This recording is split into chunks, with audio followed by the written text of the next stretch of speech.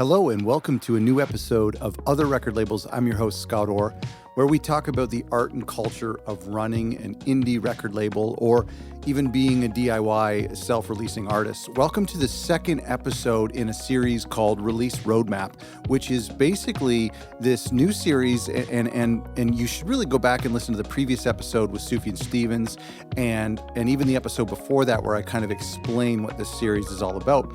But basically what we're doing is we're taking a specific album and we're talking with the team and the record label behind that album to expand and go behind the curtain and go behind the scenes to explore how they planned for this release, how they strategized, and how they dealt with obstacles such as the COVID-19 pandemic. Today's episode, I'm so excited, is with the team behind Phoebe Bridgers' record Punisher, which just now, as I'm recording this, is starting to appear at the top, very high up on a lot of year-end lists, rightfully so. Last week's episode, and again, I want to encourage you to listen to that as well, is with Asthmatic Kitty, the record label and the team behind Sufjan Stevens and his latest record, The Ascension. So make sure you don't miss that. I want to say thank you so much to the team at Dead Oceans and at Secretly Group, Robbie Morris and Evan Weichart and Hannah Carlin, who joined me on today's episode. And we talk about the release strategy when they first heard the record, that incredible moment when some label people get to have an album to themselves that nobody else has heard, and planning out the whole process, working with Phoebe and some of the ideas that she came up with, and then of course dealing with the pandemic and how to release a record during the pandemic, which in my opinion, I think they did a fantastic job, all things considering. Our audience, the reason I do this episode is because our audience is built up of people who run indie record labels who work at indie record labels, or even people who are just independent musicians who self-release their music and model themselves after record labels. And so that's the whole goal of this show. I know we're going to have some new listeners for this episode, but that's the whole goal of this show. And I'm hoping that these episodes of Release Roadmap is helpful for you guys to glean some of these wise tips and advice and strategies that these folks used on incredible releases such as Phoebe Bridgers' Punisher, and finding principles and actual tips and practical applications that you can use for your own releases and for your own record label. Speaking of helpful resources, I have actually created a release roadmap, a physical template that you can download for free. All you have to do is go to our website, otherrecordlabels.com/roadmap. And I've created this PDF template you can download for free. And it is something that I basically created after I did these episodes. And I pulled some of the tips and the timelines that I took from these two episodes and figured out, when might be the ideal time to reach certain mile markers in a release campaign.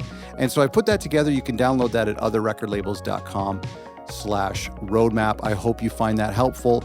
I hope you enjoy this episode. I want to say right off the top, I always aim to try to make the audio quality as clean and sweet and as warm and beautiful as possible.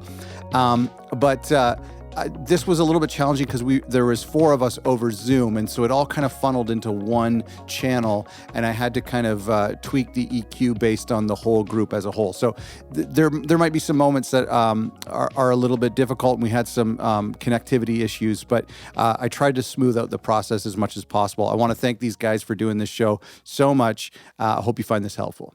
And I'll let our listeners are not going to be watching this. They'll just be hearing this. So can I maybe real quick just go around the Zoom box here and get a intro, who you are and what your role is in normal life and what your role maybe it was on this project?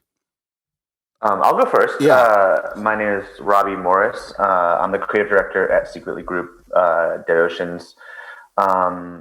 My role at the label is kind of the intersection of visuals, marketing, a little bit of A&R, and I guess just any kind of creative, eventy, stunty, contesty stuff that we and our artist partners want to cook up. With Phoebe, we work with her really early in on this campaign, right when the record was finalizing, to kind of come up with the visual language, to think of some of the ideas that she kind of wanted to manifest with the album.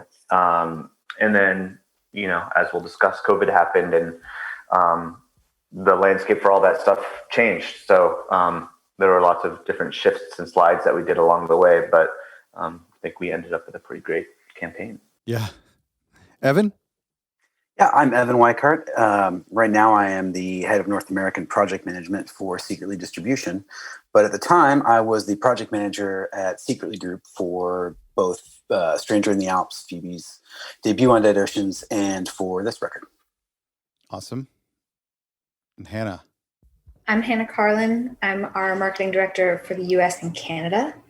That means a lot of collaborative work with a lot of other arms of our marketing department, working with Robby on when creative endeavors work through social or other avenues like that. I oversee our advertising and social media as well. So sort of helping keep those channels on track, overseeing broad marketing strategy, and then in particular being super hands-on with physical marketing strategy, direct-to-fan stuff, things like that. Are you guys all working from home right now? Oh, yeah. And have you been for a while? Since March 19th? Was that the day? March 12th. March 12th. Oh, that's right. Oh. Yeah. Wow. That's cool that you're working from home. And were you working from home during this? Obviously, you were during this album. Was that problematic, or did you guys how'd you adjust it? A lot of the setup work, the initial figuring out like an initial timeline had already happened by that point. So the real work was when all of that blew up. We had to sort of refigure the whole thing. Sure. And that was the really interesting thing to do from home was having made 100, big and small decisions around this record, was then remaking them while we were figuring out if those remade decisions were even necessarily the right thing. I mean, everything was up in the air. And we had put the first single out 2 weeks before. Right. Yeah, though we were very lucky. We had a little bit of, we were a little agile because we had put the first single out but had not announced an album. Okay. So that really helped. I remember that. When it became clear that plant closures from COVID were going to affect the physical production, we had a little bit of flexibility to move the date before we announced the next single, and actually had to commit to launching a pre-order for a full album. Oh, interesting. Yeah, that is good. And we're going to get into COVID. I want to start a little bit somewhere else, but because this is really a very interesting COVID record because of it falling in that season. But let's talk about the Sophomore album in general. In the past, it's been a little precarious for some artists, although maybe not so much anymore. But was that on the minds of everyone on the team? Did the success of the first album put extra pressure on you guys? I would say that because we had the Better Oblivion Community Center record between these two, that, if you're speaking specifically to sort of a sophomore slump, sure. I personally wasn't at all worried about it. We'd only seen, Phoebe had only been getting her profile growing and growing. That's from Stranger in the Alps to, their project like Boy Genius, Better Oblivion Community Center. Like there were just so many things happening where it wasn't like Stranger in the Alps came out in 2017 and then sort of silence until her next that's a creative good point. Yeah, moment. That's true. I feel like, traditionally we, sometimes talk about starving the beast when you're thinking about marketing, you're thinking about campaign timelines, building anticipation, having fans ask when that next record is coming. But Phoebe's kind of consistently upended that in certain ways. There's just a constant stream of great content that she puts out into the world, whether it's via her side projects or holiday singles or collaborations with other artists. She's really good at staying front and center for her fans. So it did feel, almost like a seamless. We've been working on Phoebe Bridgers music for the past 2-3 years, almost constantly. Yeah. Wow, that's a great point. The album came out in June 18th. Is that right? June 18th? Mm-hmm. Okay. So 2020. Can someone take me back to when that date was settled on? How far back are we talking? And there was a bit of a spoiler earlier. Was there a previous date? Yeah. Originally, we were very lucky that we only had to move it a week. Originally, the plan was to launch with the song without saying an album was coming. And then on April 9th, we were going to launch the actual album pre-order with the second single. And the plan originally was April 12th. By late March, we had gotten all the information that said plants, specifically printing plants, had shut down, and that we needed to rethink what that physical street date would be. Luckily, a portion of those were already done, so we were able to only have to move it a week. Okay, that's interesting. So it was still going to be in that time of June. Well, we had about from late March until that April. We had about a week of not knowing whether we were talking about pushing this back significantly, just a week. You mean for the release? I think we've crossed a wire on the timeline here for a second.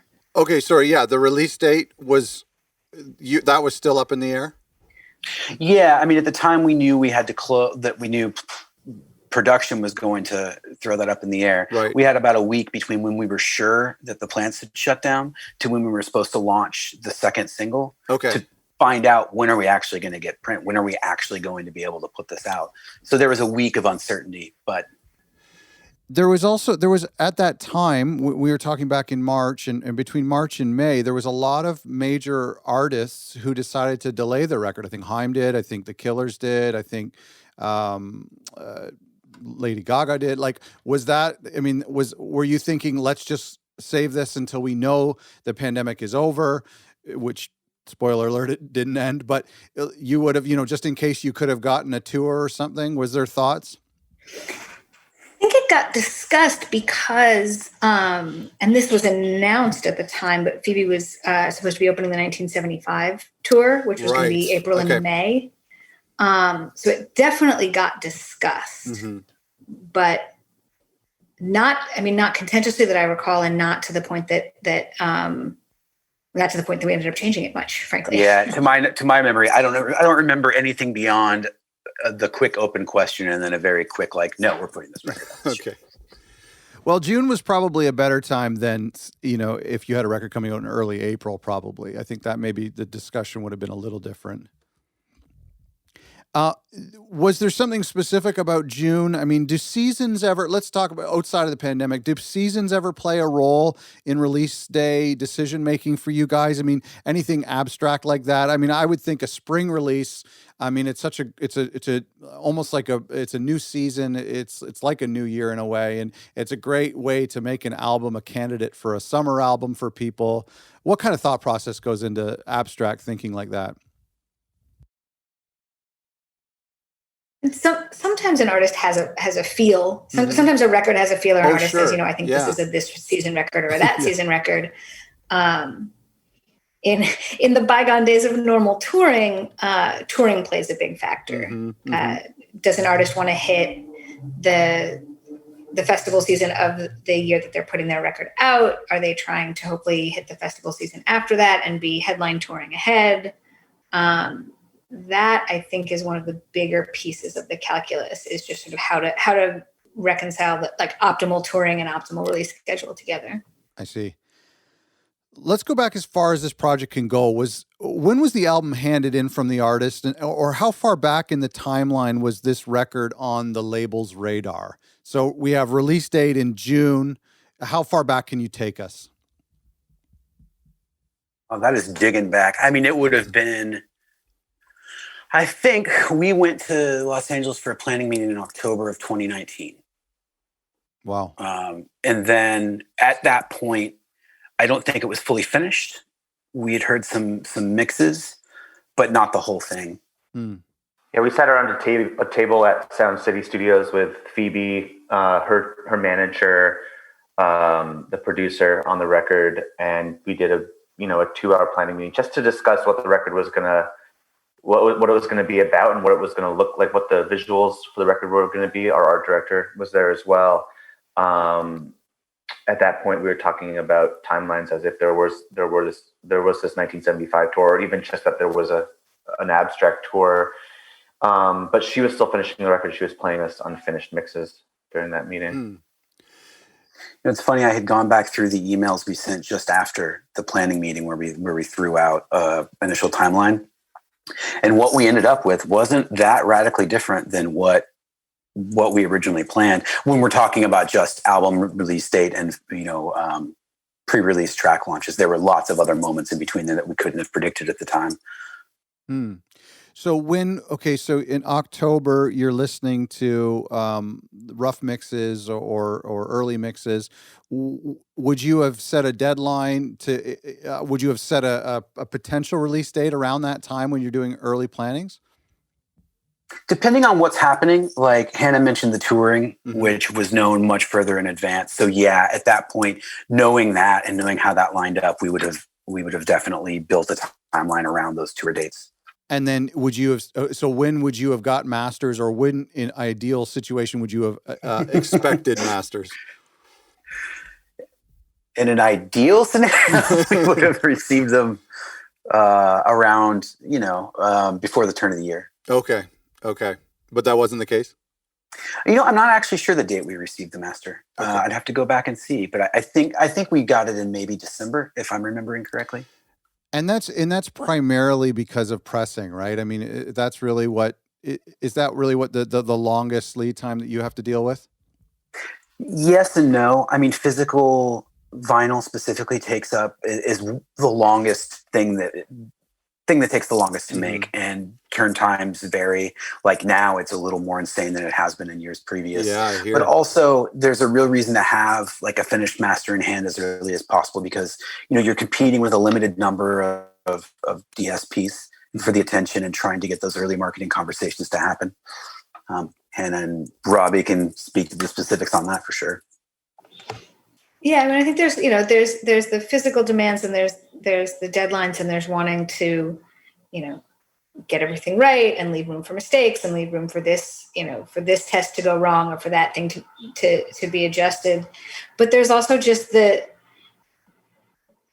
time is helpful to just wrap your head around a record and to spend time with the visuals before you pitch something, and to spend time with the story before you go tell someone about it. I mean, there is that sort of like, we can hit every mark in terms of like deadlines and milestones and deliveries, but more time is always better. More time to just sit with something, think about it, have a good idea, change your mind and decide on some better idea. That space, to me at least, is super important.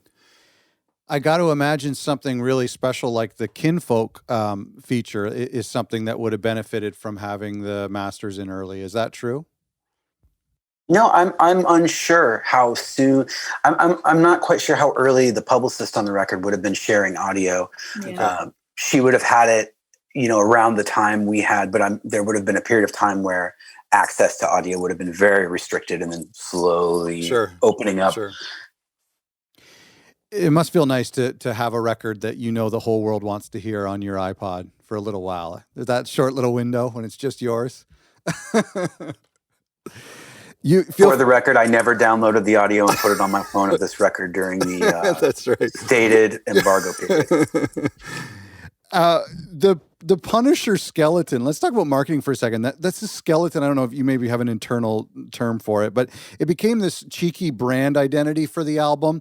I don't know how much of that was strategic, but it had this incredible effect where it ties together all of the things that Phoebe did around the record, like the videos and the performances and merch. And I love how it played out. For me, it was funny, but it was also really effective.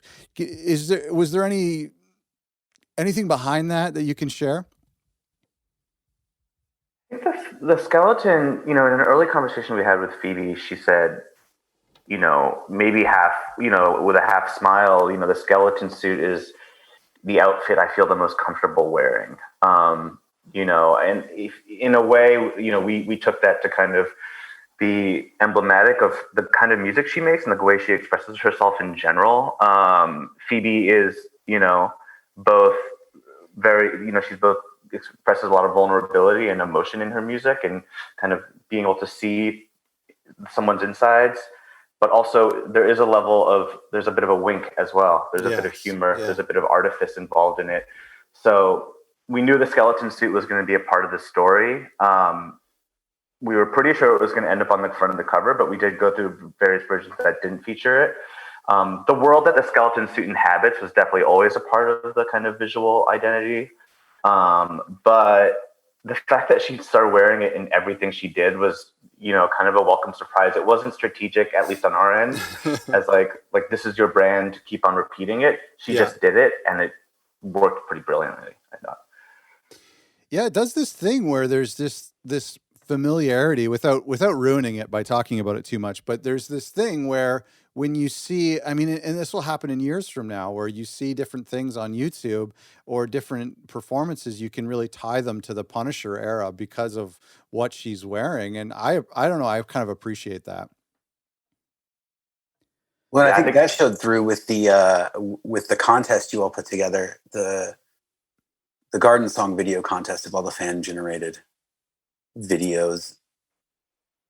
Yeah, so much came from the skeleton suit and those early visual markers.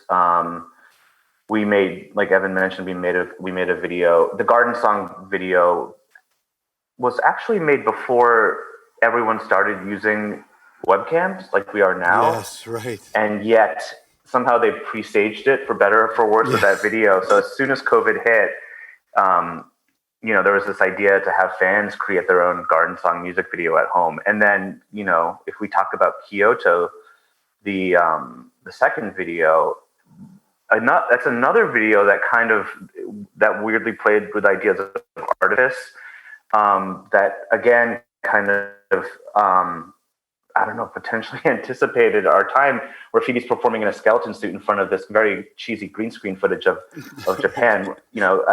I think it's also worth talking about why she had to perform in front of green screen imagery.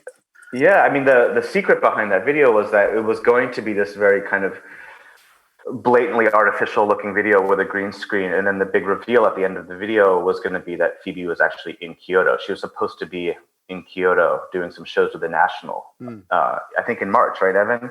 And so the idea was we were going to grab some really high quality, beautiful footage of Phoebe in Kyoto and have that be the reveal. That didn't happen, obviously. So she kind of quickly took all that green screen stuff and put herself in Japan in an extremely artificial way. Again, and with the skeleton suit, it showed up again in that video. So kind of kept on telling that narrative. And then, the post-release video for I Know the End, which is kind of the big one of the big denouements for the video kind of trajectory for Phoebe, was she recorded at the LA Memorial Coliseum, and it's just this extremely high quality video. But once again, the skeleton suit is there. Her band's wearing it this time, right? And she wore it. She joked about how she needed, how bad that skeleton suit was probably smelling. Right. Yeah. By the end of all those different pieces of promo she did. I don't know how many skeleton shoots she has. There might just be one. There must be multiple, because in the Garden Song video, it's not actually Phoebe wearing the skeleton suit. It's her bandmates. That's right. So there's two of them, at least two skeleton costumes. Well, and that was interesting too. It was like everything around the Kyoto video had to be changed to adjust for lockdown. With the original arc, when we were doing first meetings around this record, she had said pretty explicitly that she wanted the videos to go from kind of as lo-fi to as hi-fi as possible. That like over the course of the videos, there was going to be that arc, and that was going to be intentional. And even having to change everything around that video, that stayed intact, which was great, and I think succeeded. This is a good segue to talk about singles and pre-release singles. And we had this incredible epiphany in the previous episode. We were talking about how sometimes the first single to a new record is this unique standout track. Then the second single ends up being also a unique standout track, but sometimes on the opposite end of the spectrum.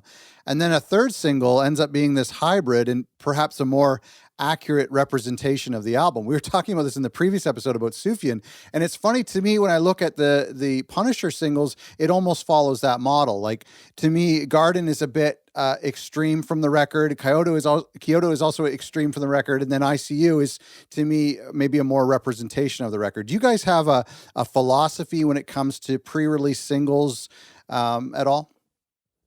Well, first everyone gets together and fights about what they like best. And then Then we sit out and we map it out. Single choice changes so much from record to record.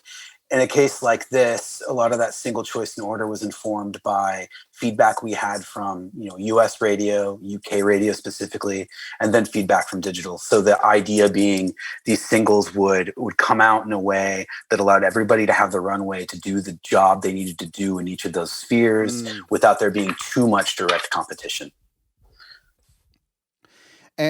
Okay, so that's interesting because there are these songs, the first two specifically, just paint a really different picture of what the album is going to sound like, and for all of the fans online, the album is completely mysterious to them. I mean, do you worry a little bit about when we let out this single, everyone's going to think that the album is going to sound like 10 songs like this song?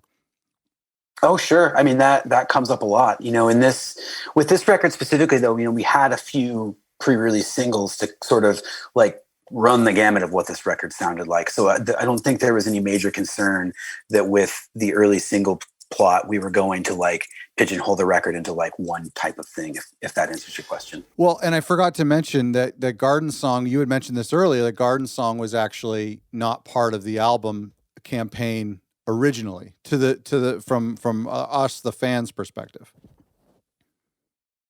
Yes. Now I'd have to go back and remember this. Hannah, Robby, maybe you remember, we may have held part of the thinking of holding the album announced for the second single might have had to do with lining up tour announcements.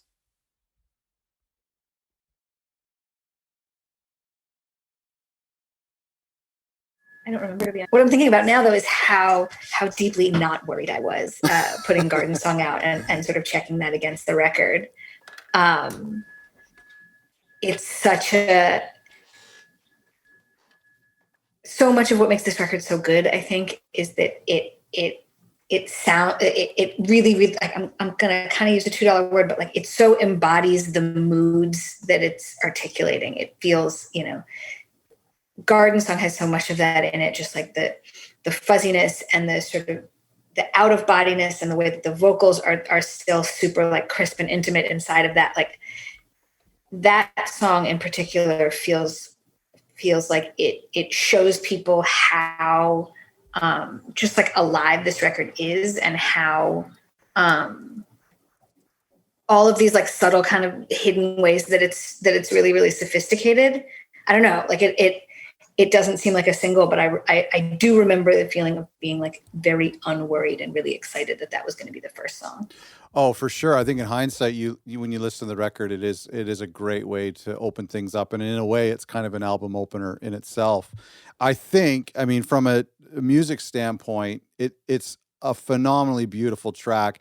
If she were to do one song for Song Exploder, I would want it to be that one, so we could figure out what that sound is in the back. All that reverse sound is just so innovative. It was such an emotional song, but the soundscape behind it was incredible. Yeah, I think a knock-on benefit of kind of going with that song first too is we were showcasing Phoebe as a producer on this record. She co-produced it with Tony Berg and Ethan Grushka, and and this was kind of an evolution from Strange from the Alps, and I completely agree. The weird, I think she was using these cheap guitars, maybe not cheap, but kind of specially made guitars that don't have that much resonance in them, that come from old style guitars in LA. It's a rubber nut or a rubber bridge. Oh, cool. What I remember. Yeah. Wow. That's incredible. Okay, so let's talk about the pandemic. We were talking about that a little bit. So I just want to kind of go back to our release roadmap here. And so you're hearing the record in October. You're getting the masters between Christmas and New Year's, or in January or something like that. And you're beginning this process, and you're beginning to solidify a date. Could you just walk me through a little bit of what maybe January, February, March would look like? And then when the pandemic's on the radar, what that looked like internally? I mean, my memory is everything was hunky-dory until it wasn't, until we were clear that everything was shutting down.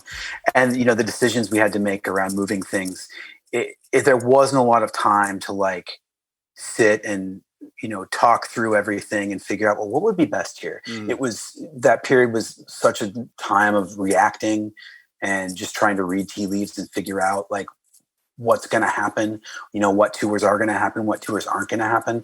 Because I remember the feeling even in March as things closed down, and maybe in the back of our heads, we all knew that this wasn't going to be over by the summer, but people still kept their October dates on the books for a good long while until it was clear that this was not going to happen. So it's not like there was a lot to get out in front of and sort of, plan or strategize around. It was very much like week to week, what is going on? Do we change course? Do we stay the course? And to me, that's how I sort of felt like all of those decisions were made during the pandemic period.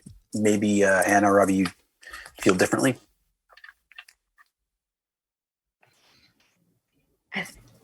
It's such a blur. It's such Yeah, a blur. well, that's right. I'm sorry to asking questions that happened 5 years ago. No, I wish I had a more precise answer for you about what we did this call and we made that decision. Sure. And we took down all the bricks and then we rebuilt all the bricks, but it wasn't that deep. Was there a moment from March between March and June where you felt really confident and you're like, it doesn't matter what's happening outside of the world, that this is gonna be great and this is gonna be well received? For me, from not looking at any numbers or data, but for me, things started looking really interesting when Phoebe went live on Instagram for Pitchfork, and just seeing the outpouring of fans that tuned in to watch that. We were talking about it earlier. It's kind of incredible that, she started that video by kind of adjusting her phone and being like, I've never done this before. Am I doing this right? Right. She played, 4 or 5 songs into her iPhone or her smartphone microphone. And just watching those comments just go completely berserk. He's like, okay, people are listening. People, you don't have a show, you don't have an event to bring people out to, but man, people are tuning in. They want to see Phoebe, and it was, for me, that was really, really impactful. Yeah, I think again having Garden Song out first. I mean, the reaction to that song was really big. It was a very early, YouTube premieres had just started as a thing. They sort of like live first watches. The reaction to that had been really strong. And again, not to sound cheesy, but like the record was really good. And the decision to stick to a spring release was really uncontroversial. I think across the board, there wasn't that much worry. There was a lot of belief in this record and how it was going to be received, even with 1,000 unknowns. Yeah. And to that, Phoebe was really proactive when this was going on very early, came up with that idea to do the world tour, where she was going to film all these performances, like one in her bathroom, one in her kitchen, and did a really funny tour poster for it. And had already been thinking about like doing this and letting the pieces sort of fall into place of who is going to broadcast which performance. But that decision was made on their end very early, and I think very smart to do so. Not to downplay the pandemic and what has gone on with the pandemic, but in a strange way, a record like this, I feel like, was really embraced by the time June came around. I feel like it was almost like people needed a record like this, and I kind of wonder if that helped the record in some way.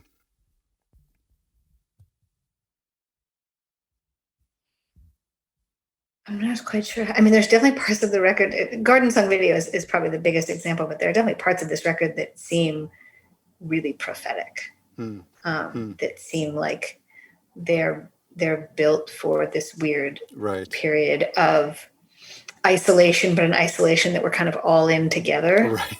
Yes. It's weird. It's great, but it's weird. And every time I go back and listen, I'm reminded how uncanny the record is recorded to sound a little uncanny, and hearing it now, it's even more so. Right down to song titles. Yeah. Right. That's true. Robby, you talked a little bit about how there's this, seriousness to the music and to what Phoebe does, but with a little bit of a wink. I want to ask you about, from a promotion standpoint, I brought up earlier the Kinfolk magazine, which is, to me, is something really sophisticated, and it surprised me because it carries a lot of weight, an article like that. But then, you counter that with some of the late night TV performances that are, or the Pitchfork thing shot on your phone, where there's that balance. How did you plan on balancing the different types of promo for this record? Phoebe is so great at rising to the occasion in situations like this. The first late night TV, I believe, was Jimmy Fallon. It was Phoebe Bridgers live from the laboratory, in which she was playing into a toy microphone and sitting in her bathtub. Right. It was great. And then I think for James Corden, she was in a race car wearing a helmet. Right. And then for, I believe it was one of the others. It was just a kind of a classic green screen video, karaoke style video for performing Kyoto. All very much kind of straight from Phoebe's brain. Obviously, the opportunity to play on late night TV and do it from your house, or have to do it from your house, kind of changes the equation entirely. But then she did Seth Meyers, and they recorded an incredibly beautiful, kind of pensive performance from this old haunted theater in Hollywood. I think, she adapted with what resources were available. At the beginning of lockdown, it was only possible to make, a live from home style performance. But as things slowly opened up, you were able to maybe put a small crew together and film on location. So, I give a lot of credit to Phoebe's resourcefulness in rising to the occasion for those. Coming up with a creative, funny idea to kind of deal with the fact that you don't get to maybe look or sound as good as you want to for your late night television debut on that record. But then very quickly raising the bar to doing something that I think stands on its own as a great piece of art. I mean, the Seth Meyers performance, and you don't even need to acknowledge that it was made at this time. I think it's an incredible piece of video and performance. The photo shoot and the album cover, can you talk to me about that process and the creative behind it? Evan, do you want to take this one? Yeah, I mean, this was, Phoebe had her own creative director and had a group of photographers that she'd already liked working with, and they had already they had come sort of almost ready-made with the idea of what they wanted things to look like. So they did about 4 photo shoots, some in England, some here, one in Amsterdam, I believe. And, put together a nice little package of here are the sort of different photo shoots we did. What do we want for the cover? What do we want for more press purposes? And sure, we had our input, but they came with a pretty strong idea of what they wanted. And really, by the time it got to us, it was more about, logistics than it was about choosing or having any big input on what the album cover was going to look like.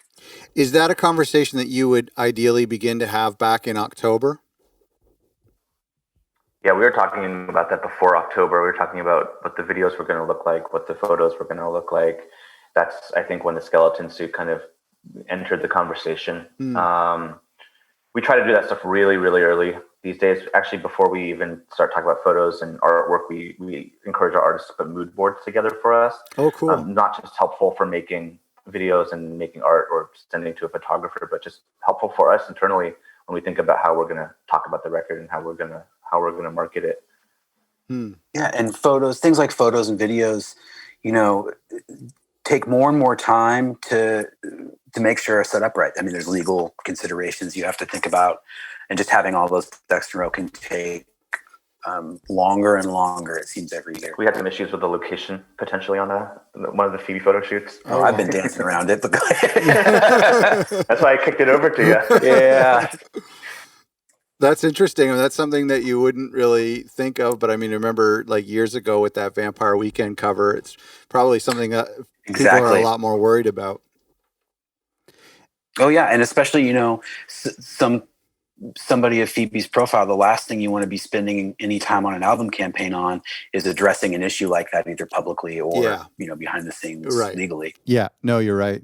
And with that, so going back to the ideal rollout, when would that have ideally been settled on? This is the album cover. This is the aesthetic we're going with, knowing that the release date is in June.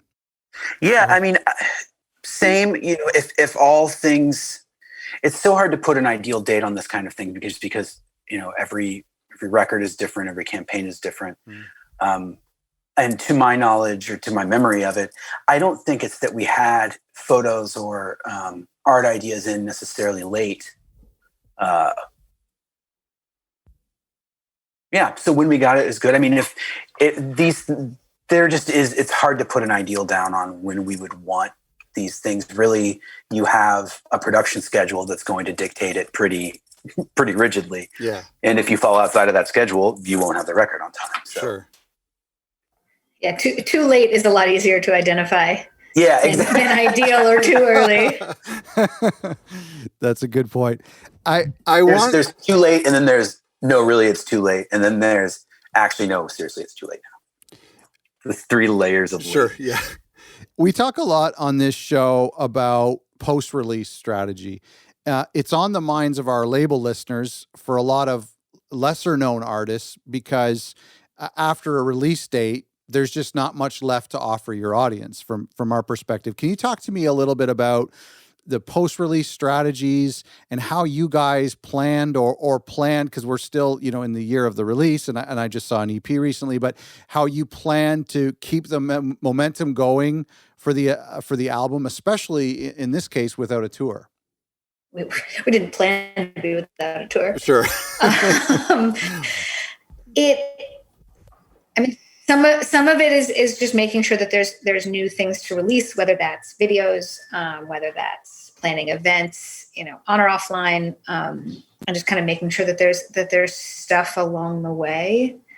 Robby, I'd love to get your take on this, but I think the other thing, for this campaign in particular and for Phoebe is that we knew from experience that Phoebe is going to stay really active. That she's an artist with, a lot of projects, a lot of ideas, like a very sort of active creative marketing side of her brain, where we knew there was going to be a lot that kept coming in. And we have a very busy end of year timeline with 6-7 weeks to go.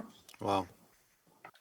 Yeah, I think you're absolutely right. It's like, Scott, you mentioned, maybe smaller labels or smaller bands, but, Phoebe's been the beneficiary of having a lot of folks that want to work with her, the late night TV thing being an example. But because she kind of does have that side of her brain where she is, kind of, again, pushing the quality of what she does forward, I think that kind of begets more those opportunities. Because those late night TV performances are so great, I think more and more outlets want a piece of that. So in a way, it's been a lot of luck and a lot of good fortune, but you have to give a lot of credit to Phoebe and just kind of her, maintaining such a high bar of excellence on everything. It's, she doesn't take any promo opportunity lightly, especially right now. And I think, we've been, rewarded for that. I want to, before I let you go, I want to ask you some advice that you might have for indie labels who are planning their own releases. And that's really the makeup of our audience is, perhaps some DIY artists, but a lot of indie labels who are, challenged to get heard above the noise and to get a record from a band or discover a band and plan out a release. And I've worked on records that have I've had a year to release, and I've worked on records where I've had a week to release. And so I want to ask you about some advice, and I apologize to put you on the spot, but do any of you have anything that you can share from your perspective working on a record like Punisher and the other records you've worked on that you could share with some of our listeners? I think Phoebe's a good example of an artist, maybe going back to what we were talking about at the top of this, is, the kind of artist that can be prolific and really does take advantage of all the tools that are out there for artists right now. Social media is massive, and she's the master of it. You don't need to we didn't make a five-figure music video until way after the record was out. For this record, the videos for this record cost very little because they were made on webcams and green screens. I think, it's important that, Phoebe's a great example of an artist that kind of fires on all cylinders. She's pushing things through her social media as much as she is doing this great content. She takes advantage of all the different opportunities that come your way and all the different tools that are out there for artists right now. So yeah, I would just say, just keep your art and keep your music in the spotlight and take advantage of everything that's out there to do so with. That's good. I'd say from the timeline and releasing records side of things, like just understanding that anytime you're building a record campaign or putting out a track, it's always you're always going to be faced with competing interests from whether is this good for radio? Is this good for digital? And to sort of not worry too much about getting mired in that, knowing as long as you go in with a clear priority of what you want to do with a record, and following that is more important than really getting mired in, if we launch this at 9 a.m., is it better for these three people? Yeah, that's a great point. And actually, I think to your question about post-release strategy too, I mean, that would be a piece of advice that I would want other people to spend time on. Don't show up to release day with the gaslight on. It's occurring to me thinking about this that actually one conversation we did have was about when to release "I Know the End," which is such a massive, unbelievable song, and the fact that that's been something that fans have gotten to know, around release and after. True. I think was really smart in hindsight. It seemed. It not everybody was sold on holding a song that big back. And it absolutely was the right thing. So just in general, knowing, pre-release is short and post-release is forever. Right. And keeping that in mind as kind of you're balancing everything. I like that. It takes discipline, but is worth doing. And I mean, really, as you're talking about that, I'm thinking about her first record, and I mean, I don't know the math, but probably most people discovered her after her first record was released, and it was just that word of mouth. And so you think of any of the work you did leading up to that release, it was great, but it was all the work after that really got so many fans. Do you guys feel anxious or nervous during release week or release day, or are things pretty much set in stone as they should be by then? Nah, you're locked into the tractor beam by that point. Yeah. If it was going to go wrong, it would have gone so wrong so much longer ago. At that point, yeah. At that point, you're locked in, right, guys? I mean, tell me if you disagree. Launch is way more stressful than that's true. Yes. Unless it's September 2017. Oh, Phoebe and Moses release week, where you find yourself on the roof. Evan's had some stress dreams around release days before, but that's only one. Oh. Well, thank you so much for doing this, guys. This is, I mean, such a fantastic record.